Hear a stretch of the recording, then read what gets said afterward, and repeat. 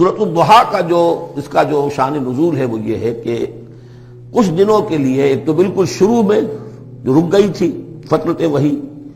اس کے علاوہ پھر ایک موقع آیا ہے کہ کچھ عرصے کے لیے بہت دن گزر گئے حضرت جبرائیل نہیں آئے اور آپ کے اوپر ایک شدید قسم کی جو ہے وہ پریشانی طاری ہو گئی۔ کچھ لوگوں نے بھی طعنہ دینا شروع کر دیا، کچھ عرصے سے محمد تم نے کوئی نئی وحی نہیں سنائی، کیا ہوا تمہارا شیطان کیا چلا گیا وسط؟ کوئی ایسا بھی بتایا گیا کہ ایک دفعہ کئی متواتر کئی راتوں تک آپ رات کو اٹھے نہیں، تو کہا وہ تمہارا شیطان تمہیں چھوڑ گیا ہے۔ وہ ساتھ کے رہنے والی عورت جو تھی کہ رات میں نے سنی نہیں تمہاری جو پڑھنے کی جو تم پڑھا کرتے تھے، شاید شیطان تمہیں چھوڑ گیا ہے۔ خود آپ کو جس قدر ایک اشتیاق رہتا تھا کہ وہی آئے اور آپ کی وہ روح کو جو ہے مزید اور غذا اور تر و تازگی جو ہے وہ مسلسل ملتی رہے، اس کی وجہ سے یہاں تک آتا ہے کہ حضور فرماتے ہیں کہ اس درجے میں رنج اور غم میں تھا کہ میں سوچتا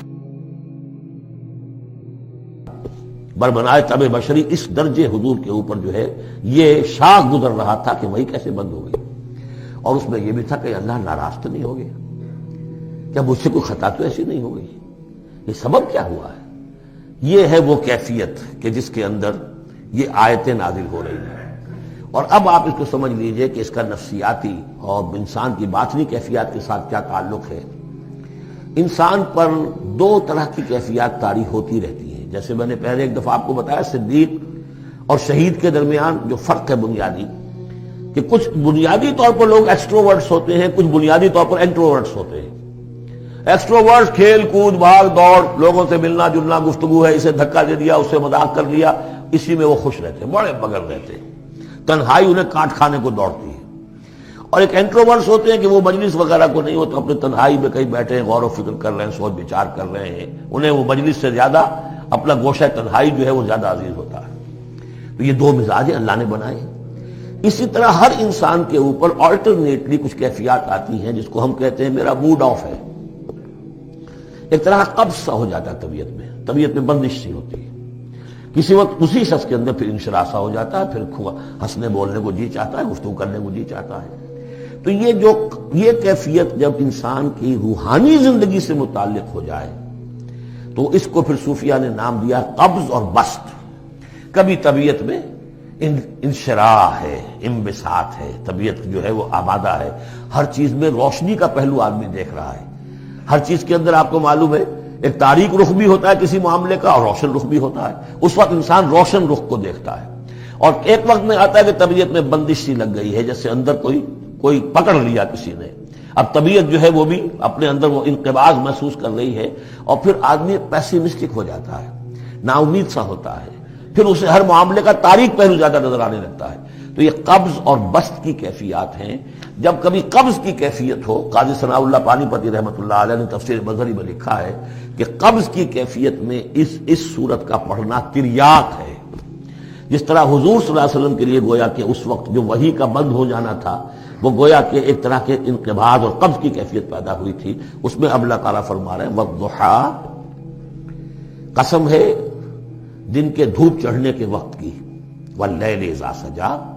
اور قسم ہے رات کی جبکہ وہ چھا جائے یا ساکن ہو جائے، سجا کے دونوں معنی سکون۔ اب دیکھیے ان دونوں کو کیوں لائے؟ اس لیے کہ صبح ہے، حرکت ہے، برکت ہے، چلنا ہے، دوڑنا ہے، ہر شخص جا رہا ہے، ادھر جا رہا ہے، ادھر جا رہا ہے، رات کو سکون ہو گیا، تاریکی چھا گئی اور شور ہنگامہ ختم ہو گیا۔ لیکن یہ رات اور دن دونوں ضروری ہیں انسان کے لیے، یہاں کا نظام چلانے کے لیے۔ اگر رات ہی رات ہوتی تب بھی یہ دنیا نہ چلتی، اور دن ہی دن ہوتا تب بھی نہ چلتا، تو رات بھی ضروری ہے۔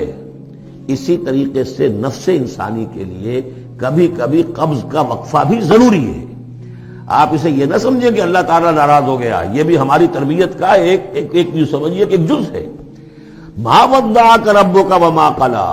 آپ کے رب نے آپ کو رخصت نہیں کیا ہے، نہ ہی وہ آپ سے ناراض ہوا ہے۔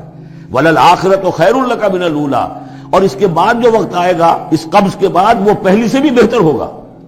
اور میں حیران ہوتا ہوں کہ کیسے غالب نے وہ بات کہی ہے کہ جو بالکل ترجمانی ہے اس کی، رکتی ہے میری طبع تو ہوتی ہے رواں اور، یعنی یہ کہ جب میری طبیعت کے اوپر کبھی کبھی رکاوٹ سی آ جاتی ہے، اب شعر جو ہے اچھے نازل نہیں ہو رہے، لیکن جب وہ رکاوٹ سے میں نکلتا ہوں، اس قبض سے نکلتا ہوں، رکتی ہے میری طبع تو ہوتی ہے رواں اور، اس لیے کہ اس قبض کے بعد جب مرحلہ آتا ہے انبساط کا اور انشراح کا تو وہ ایک قدم آگے ہوتا ہے آدمی، اس پہلی کیفیت سے ایک درجہ جو ہے اس کا بڑھ چکا ہوتا ہے۔ وَلَلْآخِرَةُ خَيْرٌ لَكَ مِنَ الْأُولَىٰ، یقیناً پچھلی ہر گھڑی، ہر ساعت اور ہر قبض کے بعد آنے والا انبساط آپ کے لیے پہلے سے اونچا درجہ لے کر آئے گا۔ وَلَسَوْفَ يُعْطِيكَ رَبُّكَ فَتَرْضَىٰ، ان قریب آپ کا رب آپ کو اتنا کچھ دے گا، اتنا کچھ دے گا، آپ کی محنتوں کے وہ نتائج سامنے آئیں گے کہ آپ راضی ہو جائیں گے۔ اب دیکھیے پچھلی صورت ختم ہوئی تھی وَلَسَوْفَ يَرْضَىٰ، یہاں ہے وَلَسَوْفَ يُعْطِيكَ رَبُّكَ فَتَرْضَىٰ، صرف ضمیر کا فرق ہے، کیونکہ صدیق پر وحی نہیں آتی، براہ راست خطاب نہیں کیا جا سکتا، وہاں وہ صیغہ جو ہے وہ غائب کا ہے، وَلَسَوْفَ يَرْضَىٰ، اور چونکہ نبی وہ ہے جس پر وحی آ رہی ہے، براہ راست مخاطب ہے، تو فَلَسَوْفَ يُعْطِيكَ رَبُّكَ فَتَرْضَىٰ، آپ کا رب اتنا کچھ دے گا کہ آپ راضی ہو جائیں گے۔ اب یہ کہ اسی قبض کی حالت میں پھر اللہ تعالیٰ اپنے احسان جتا رہا ہے، اور یہ بہترین ہے۔ کبھی طبیعت پر ڈپریشن ہو اس طرح کی اور قبض کی کیفیت ہو تو آدمی یاد کرے کس کس مرحلے پر اللہ نے میری دستگیری فرمائی، کن کن مراحل پر اللہ تعالیٰ نے مجھے مشکلات سے نکالا، اس سے وہ حوصلہ بڑھتا ہے۔ اور اس کو بھی سمجھیے کہ اسی انداز میں علم یجد کا یتیمن فآوا، یہ سیرت النبی کے بڑے اہم حصے ہیں جو اس میں آ گئے ہیں۔ آپ کی پیدائش یتیمی ہوئے، پوسٹیومس چائلڈ، باپ تو پہلے ہی فوت ہو چکا ہے، 6 سال کی عمر میں والدہ گئی، 8 سال کی عمر میں دادا گئے، اور وہ یعنی جو آپ نے دیکھا ہے ابتدائی زمانہ زندگی کا تو وہ یتیمی کا۔ علم یجد کا یتیمن فآوا، کیا اس نے اے محمد آپ کو نہ پایا کہ آپ یتیم تھے، پھر پناہ دی، آپ کے لیے بندوبست کیا، دادا کے دل میں جو شفقت ڈالی، پھر آپ کے تایا زبیر کے دل میں جو شفقت ڈالی۔ عبد المطلب کے بعد فوراً ابو طالب کا نام آتا ہے، حالانکہ یہ غلط ہے تاریخی اعتبار سے۔ عبد المطلب کے بعد کافی عرصے تک زبیر جو آپ کے تایا تھے وہ سرپرست تھے، پھر ان کے انتقال کے بعد ابو طالب کا معاملہ آیا، لیکن ان کو بیچ میں سے غائب کر دیا گیا ہے۔ بہرحال اللہ تعالیٰ جو بھی کسی کے دل میں ڈالتا ہے، آخر ابو طالب کے دل میں محبت ڈالی تو کس نے ڈالی؟ وہ ہم پڑھ چکے ہیں سورہ طٰہٰ میں، وَأَلْقَيْتُ عَلَيْكَ مَحَبَّةً مِّنِّي، حضرت موسیٰ علیہ السلام کی موہنی صورت کے اوپر اللہ تعالیٰ فرماتے ہیں ہم نے اپنی محبت کا پرتو ڈال دیا کہ تمہیں دیکھنے کے بعد وہ قتل کرنے کے ارادے سے باز رہ گئے، ان کے ہاتھ شل ہو گئے، ایسی موہنی صورت، اسے قتل کرنا۔ وَأَلْقَيْتُ عَلَيْكَ مَحَبَّةً مِّنِّي وَلِتُصْنَعَ عَلَىٰ عَيْنِي، یہ ہوا ہے۔ تو فرمایا علم یجد کا یتیمن فآوا ووجدک ضالا فہدا، اور پھر جب آپ شعور کی پختگی کو پہنچے اور غور و فکر کا مرحلہ آیا، حقائق میں انسان کو سوچ بچار کا مرحلہ آیا، اور آپ کو دیکھا کہ آپ تلاش حقیقت میں سرگرداں ہیں تو ہدایت دی۔ وہ آگے آ جائے گا، بہت قریب پہنچ گئے ہم، اقرا بسم ربک الذی خلق، وہ مرحلہ جب آئے گا۔ وَوَجَدَكَ عَائِلًا فَأَغْنَىٰ، اور پایا آپ کو تنگ دست تو غنی کر دیا۔ کس طرح سے راستہ پیدا کیا ہے خدیجہ الکبریٰ رضی اللہ تعالی عنہا نے، جو بھی ان کے آپ کے محاسن دیکھے کتنی گرویدہ ہوئی ہیں۔ بڑے بڑے سردار قریش کے جو ہے ان سے نکاح کے خواہش مند تھے، انہوں نے خود جو ہے اپنی لونی کے ذریعے سے پیغام دیا ہے حضور کو، تو یہ ساری چیزیں جو ہے ان کی ساری دولت جو ہے وہ پوری کی پوری انہوں نے لا کر حضور کے قدموں میں ڈال دی ہے۔ وَوَجَدَكَ عَائِلًا فَأَغْنَىٰ فَأَمَّا الْيَتِيمَ فَلَا تَقْهَرْ، تو اے نبی تقاضے ان تینوں چیزوں کے کیا ہیں؟ ہم نے آپ کو یتیم پایا، پناہ دی، اب آپ بھی یتیم کے سرپرستی کیجئے، کسی یتیم کو اس کے اوپر کوئی جبر نہ ہو، سختی نہ ہو۔ وَأَمَّا السَّائِلَ فَلَا تَنْهَرْ، اور آپ جبکہ تلاش حقیقت میں سرگرداں تھے تو ہم نے آپ کو ہدایت دی، اسی طریقے سے اب آپ کو بھی کوئی شخص سائل بن کر آپ کے پاس آئے سوال کرے، اسے جھڑکنا نہیں ہے۔ اسے جو بھی سائل دونوں طرح کے ہوتے، سوال کرنے والا کوئی علمی سوال اور سوال کرنے والا کوئی مالی دولت، مالی مدد کے لیے۔